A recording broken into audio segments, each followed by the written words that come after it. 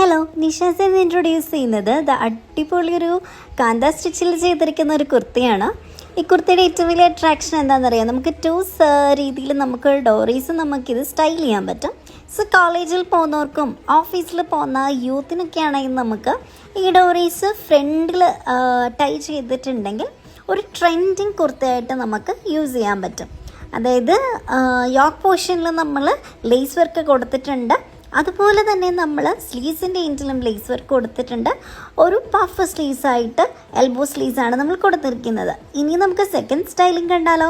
Second styling വരുന്നത് അതേ ഡോറീസ് നമ്മൾ ബാക്ക് സൈഡിൽ ഫിറ്റ് ചെയ്തു.